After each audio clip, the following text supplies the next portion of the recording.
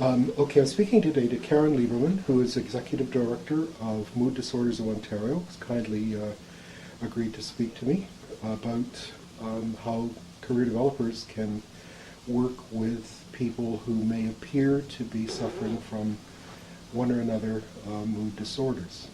Thank you very much. It's my pleasure. Thank you. I think the emphasis here today is on what we can do as people who are not actually trained to diagnose or offer therapy, but rather as people who inevitably meet people with various difficulties in life, and know that we're going to have to counsel them so that they can deal with those difficulties, probably in order to get on with dealing with employment issues. So again, thank you very much. My pleasure.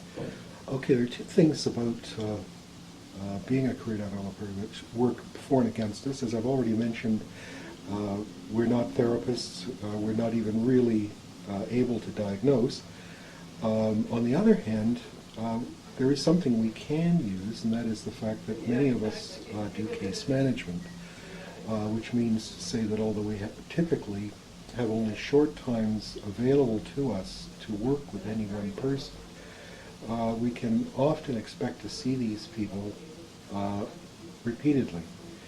How can we make good use of that in helping them to deal with these kinds of difficulties? Well, first of all, the fact that you're interested and that your readers and viewers are interested is just sort of music to my ears. So thank you for that.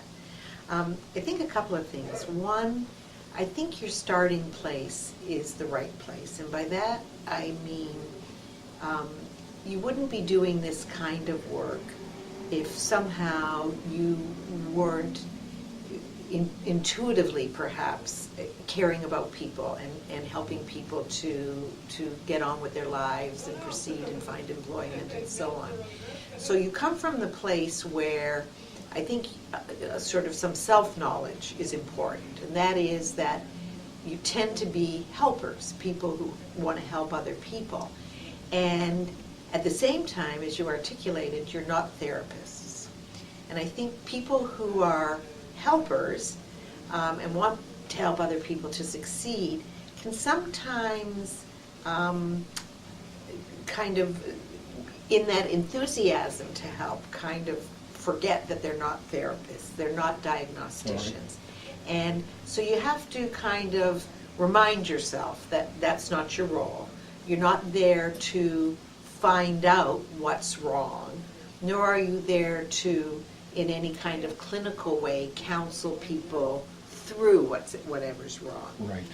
So if we sort of think about that for ourselves as what we do for our career, it's to help people to best prepare them and best help them to make those linkages and get ready and so on for employment. In some ways, that's not entirely dissimilar to a manager who already has someone in their employ who might also be showing signs, yes. Right? As a manager, your job is to help that person to perform well yes. once they're in the workplace. So it's not dissimilar. Your job is to help people perform well in the job of getting a job. Okay. So that's, if you kind of think about it in that context, that's your job. Okay. If you also think about it in the context of what is it about their deportment, their behavior, their attitude, all the things that might indicate to you, well, maybe they're suffering from anxiety or maybe they're suffering from depression. If you think about it in the context of that's not going to serve them well yes. when they even write a resume or go for a job interview okay. or all of those kinds of things. So you're looking at whatever is wrong with them, or you think something might be wrong or they're struggling okay. in some way.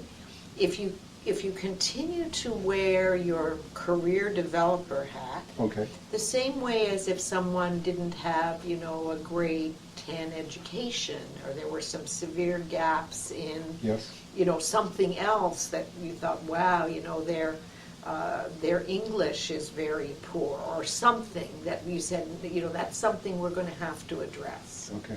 Okay. You're telling us to look at facts? Well, yeah, behaviors? I'm telling you to be as much of an observer Okay, as you are a helper. all right. So really, really focus on what is it that you see in the way the person's behaving, or the way they're reacting to suggestions, or their demeanor, that in your role as career developers, you'd say, this could really stand in their way. Okay, You know, this could really get in Okay. the way of someone. If you start with that mindset, all right. all right? The second thing is, if you, as career developers, at least become sort of knowledgeable about mood disorders 101. Okay. I'm not saying in any way become a clinician or take it as an academic pursuit, but just know that there are certain kinds of things that people will present with. None of your clients, I expect, will come in and say, you know, I'm not sleeping at night, I'm eating too much, I have a headache. Like, people don't actually Right. tell people the Yes. symptoms. Yes, But that doesn't mean that in the workplace, in the environment in which you see them, they won't be showing you things without telling you things.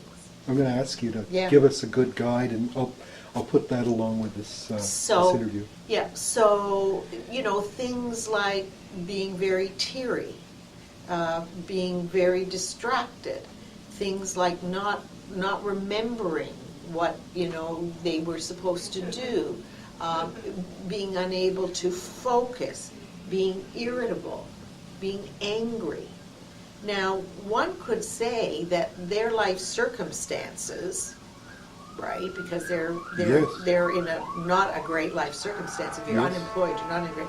So one could say that could cause that, but it actually doesn't matter what the cause is. What matters is, Okay. how do we help people to move from a state of dysfunction in the job of getting a job to being more highly functional. All right. So part of what I think you can do is, so the second thing is, number one, kind of check yourself and your boundaries and so on. Okay. Number two, learn a little bit more about signs and symptoms and how people display this when they're not in a doctor's office and actually describing it. Yes. Then the third thing is, which is the more practical, is as you work with people, be able to capture in what we call observable change or observable behavior what you see. Yes. Now, that gets to be a bit more difficult because, number one, you don't want to be a psychologist or psychoanalyst, and you don't want to rush into, I think you're crazy, right? So you have to find that comfort place in yourself